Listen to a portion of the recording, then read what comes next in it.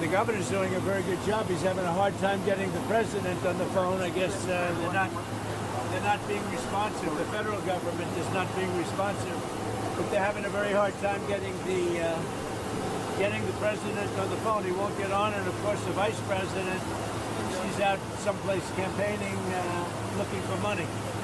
So they have to be focused over here. It's too big. This is a really bad one. So Donald Trump, the hero that he is, went to visit Georgia to do a photo op after the hurricane. And while he was there being useless, doing a photo op, making it look like he was doing something when really he was just in the way, he also decided he was going to lie. I mean, it's not unusual, but, you know, on top of what he was already doing, which is very selfish, he decided to lie about how the governor was not able to get a hold of President Biden, which is 100% not true. As a matter of fact, Biden actually called the governor. He called first. The governor actually missed his call and had to call him back.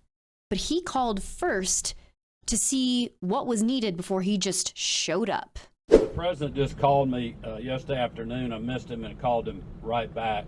And he just said, hey, what do you need? And I told him, you know, we got what we need. We'll work through the federal process. He offered that if there's other things we need, just to call him directly, which I appreciate that.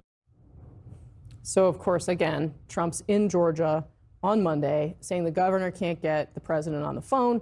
The governor on Monday says he got a call from the president the previous day. He missed the call, but then he called him right back. This hurricane, this horrific natural disaster, devastated half the country.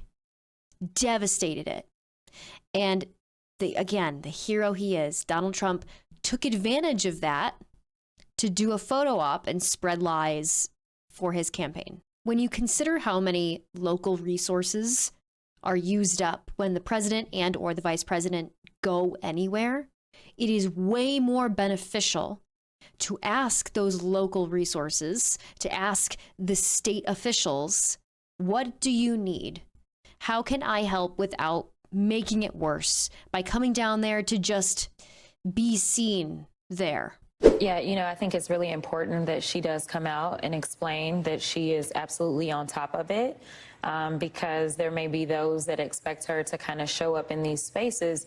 But if you've ever been anywhere that the president or the vice president is, you know how many local resources are drained because they have to keep them secure. And so I appreciate how thoughtful they're being about this, and making it clear that, yes, she will get there, but she doesn't want to disturb, because those emergency resources need to be used for the people on the ground. And the best thing that she can do is make sure that the money is going to flow as quickly and as effortlessly out of D.C. into those areas that are hardest hit.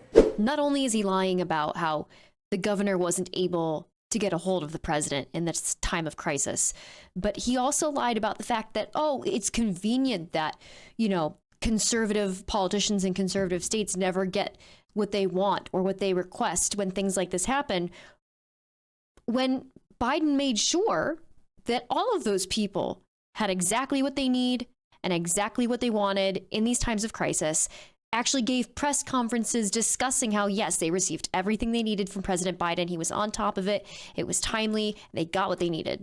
But guess which president, I'll give you 3 guesses, has historically denied aid after a crisis like this? 99% of it, in fact. So not only was Joe Biden on top of this, he signed the disaster declarations even before the storms hit to make sure that there would be no delay in goods and services. Donald Trump's social media posts contain blatant lies, like Governor Kemp can't reach the president. Governor Kemp gave a press conference yesterday where he said, I just spoke to the president. He has promised me every single thing that I need. McMaster from South Carolina, also a conservative, getting everything that he wants, and then Roy Cooper as well. And there's only one president that we are talking about who actually has denied relief for one of these states. In 2017, Roy Cooper asked after Hurricane Matthew for a lot of money, and he got 1% of his ask. They denied 99% of what he was asking for after that hurricane came. Oh, fake news this, fake news that. You know who's spreading the fake news? the people crying fake news. How is anyone supposed to trust the information being disseminated during a crisis when he keeps doing stuff like this? Not only is he spreading wild misinformation that nothing seems to be being done about, but he also, the hypocrisy of claiming that Biden is not doing anything to help these people and that he is not reachable and that he is not giving them the services they need when that's not even true. But the hypocrisy that back in 2017, let's see, who was president in 2017? Oh, it was Trump, denied aid to the victims of Hurricane Matthew. 99% of what they asked for, he denied. And do you remember what I said about how when the president or the vice president go anywhere, it drains local resources, and that's why they didn't show up right away? Trump is not currently the president. It's not going to take as many resources, but they still have to make sure he is secure and safe because he was a president. So he showed up to take advantage in multiple ways of this natural disaster that devastated so many lives, drained local resources, lied about how it was being handled, and used it for his own photo op. And based on his track record, I'd hate to see, with climate change happening as it is and all these natural disasters we're getting more and more of, if he's reelected, how he will handle those situations and how that will affect the people who are victims of those situations. Anyway, Trump is a major liar and is taking advantage of a horrible situation. Surprise, surprise, you know. What a guy.